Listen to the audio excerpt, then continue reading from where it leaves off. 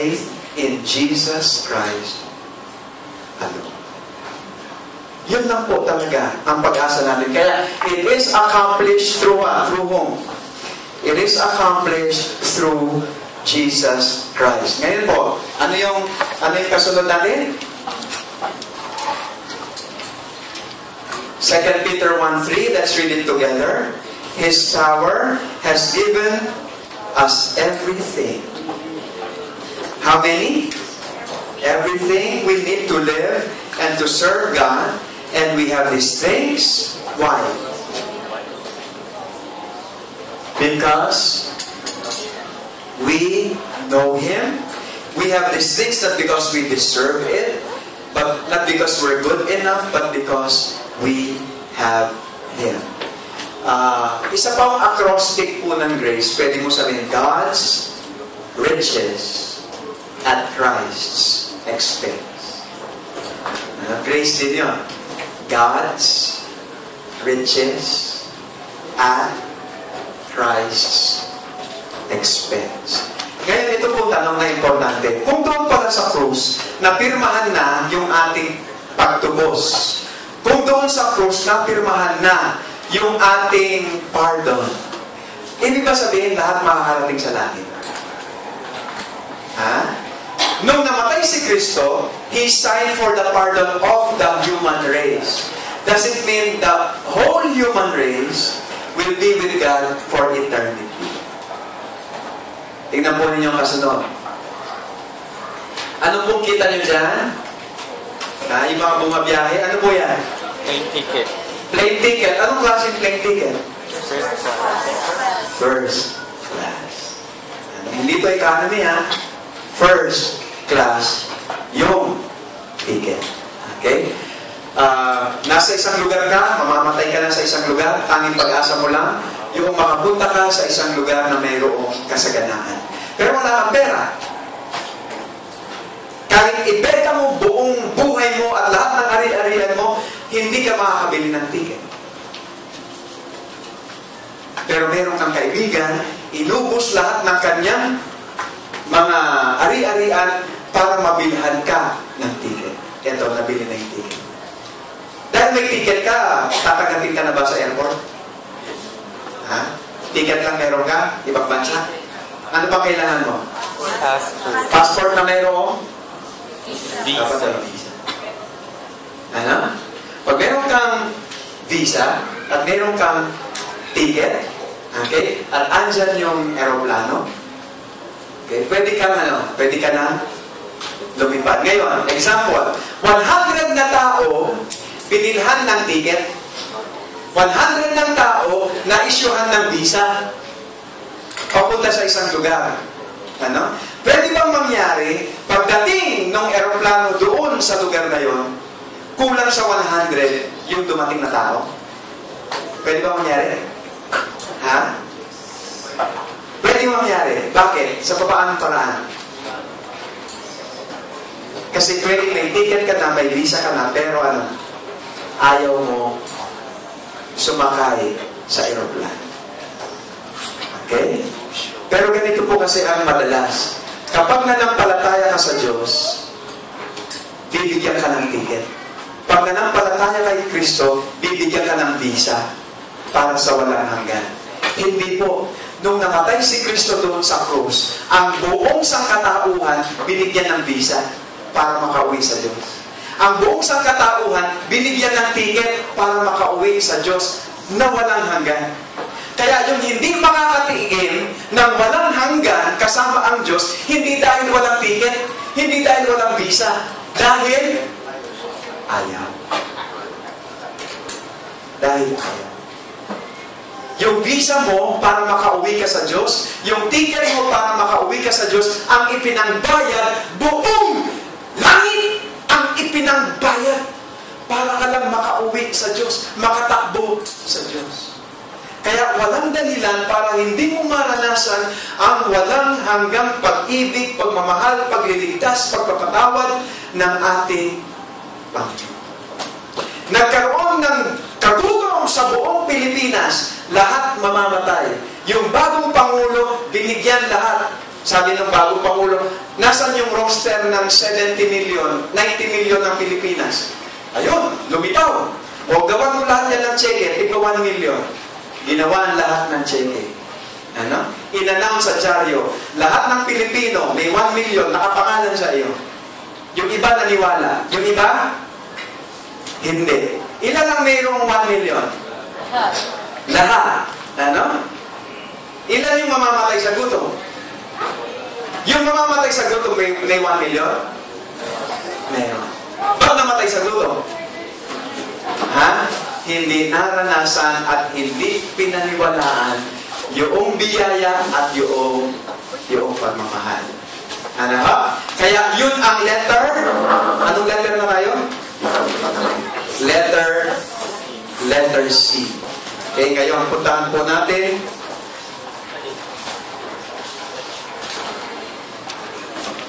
itong kasunod, ang pinakahuli. Ano yung pinakahuli? Sige, bibigyan ko po kayo ng time. God's gift to me, received by faith, available to everyone. Letter C comes through Jesus Christ. And letter E ay extended throughout eternity. Kung meron ka ng ticket at visa, papunta doon sa lupang pangarap. Kaso patay ka na, makakarating ka pa rin doon? Ha? Makakasakay ka ng airplane, patay ka na? Hindi, di ba? Kaya pwede mo lang ma-enjoy ang visa at yung ticket kung kung buhay ka. Anong kabayaran ng kasalanan? Basahin po natin. Romans 6:23, the wages of sin is death. Pag nagkasala ka, patay. Ano? Nagkasala ba si Adam and Eve? Nagkasala. Anong kabayaran ng kasalanan? Kamatayan. Okay? Dahil nagkasala sila, dapat patay na sila. Ano? Kung patay na sila, binilhan sila ng ticket at saka ng visa papunta sa walang hanggan, magagamit ba yun kung patay na si Adam and Eve? Magagamit po yun? Hindi. Kaya alam po ninyo, nung namatay si Kristo, ang binili niya, hindi lang dokumento papuntang walang hanggan, hindi lang visa papuntang walang hanggan, hindi lamang ticket papuntang walang hanggan, binilhan ka pa niya ng buhay dito sa mundo para buhay ka pa rin na mapili mo yung kanyang pag-ibig. Because if you're not even alive, how can you even choose to come home to Him? Makakauwi ba yung patay? Hindi. Diba? Ang kabayaran ng kasalanan ay kamatayan. Kaya nung magkasala, si Adan at si Eva, dapat tapos na ang buong sangkatauhan. Pero bang nabuhay pa rin sila? Sapagkat sa pagkamatay ni Kristo, ang binili ni Kristo, hindi lang buhay na walang hanggan. Binili niya ang pagtibok ng iyong puso. Binili niya ang bawat hangin na nilalanghap mo. Binili niya ang bawat lakas ng iyong tuhod. Binili niya ang bawat umaga na para ikaw ay magising. Binili niya ang buong buhay mo para kung buhay ka, pwede mo siyang makilala at tanggapin siya. You cannot even choose God if you're not alive. The bread we eat is the purchase of His broken body. The water we drink is bought by His spirit blood. No one, saint or sinner, eats his daily food, but he is nourished by the body and the blood of Jesus Christ. We owe to God not only eternal life. We owe to God, we owe to the sacrifice at Calvary our earthly life. Ang bumubuhay sa iyo ngayon, naniniwala ka sa Diyos o hindi, ang bumubuhay sa iyo ay ang dugo ni Kristo. Yung kakainin po natin fried chicken mamaya, kung walang Kristong namatay, walang tutubong binhi. Kung walang Kristong namatay, walang araw na sisinag. Kung walang Kristong namatay, walang daigdig kang tutulugan. binili lahat yan ng buhay at dugo ni Kristo. At God wants you to receive it and to enjoy it so that you can be with Him for eternity and you can be with God and just glorifying Him and magnifying Him and being the happiest person that you can be. Our last verse po, tignan po natin. Ito'y makikita sa Isaiah chapter 30 and verse 18. Ano po ang sabi? The Lord longs to be gracious. Gusto mo bang makasama ang Diyos sa walang hanggan? Alam mo ba yung kagustuhan mo na yan? Wala sa kalingkingan. Sa kagustuhan niyang magkasama kayo. Gustong-gusto mong umuwi. Wala yung sa kalingkingan, sa kagustuhan ng Diyos. Sana makauwi ka na nga at hindi na kayo maghihiwalay. At ito po ang talagang tumarak sa aking puso. Pakinggan po ninyo ito. God would rather die than spend eternity without you.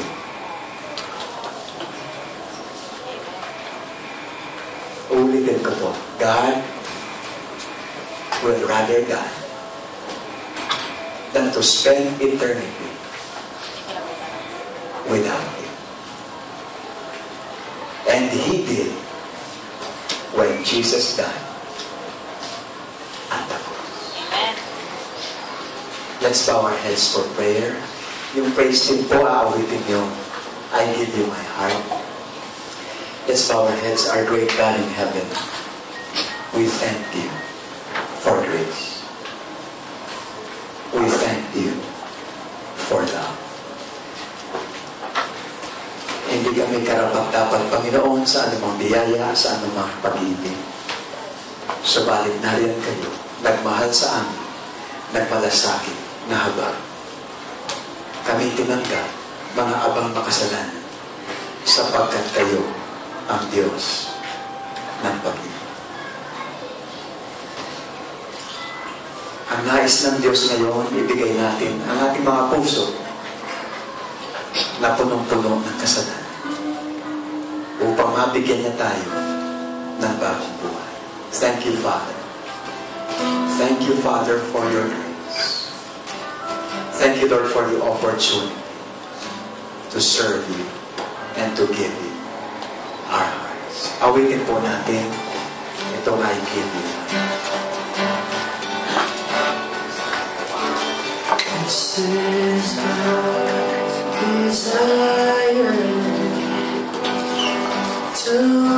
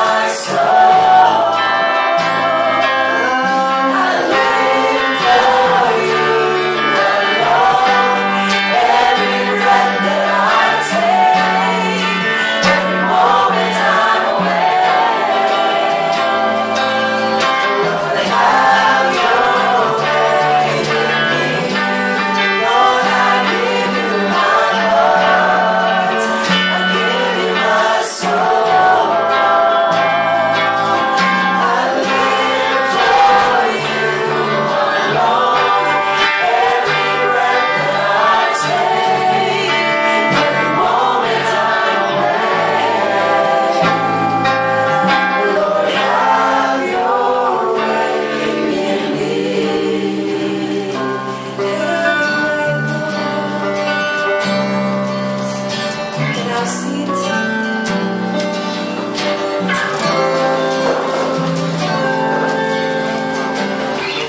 So right now it's our time for giving our offering.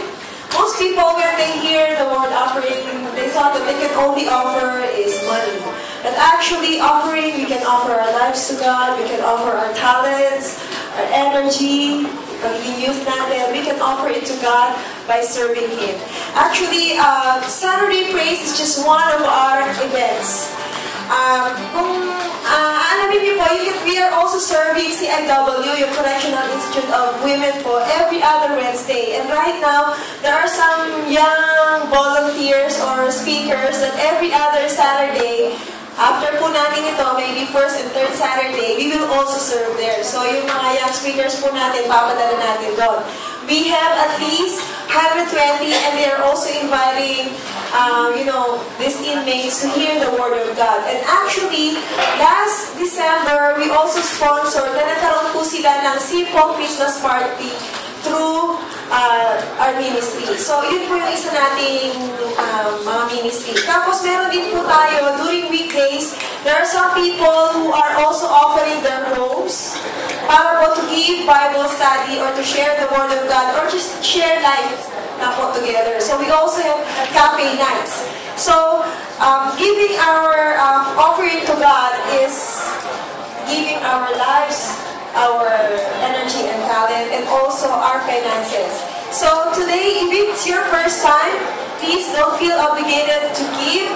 This service is our gift for you. But if you are blessed, you feel free to participate. So right now, while we are playing the song, our ushers can collect the offering. And if you have this card, we want to know you more, so feel free to fill in, drop the information sheet and the pens into the offering box. And again, we'd like to please stay for our fellowship lunch, okay?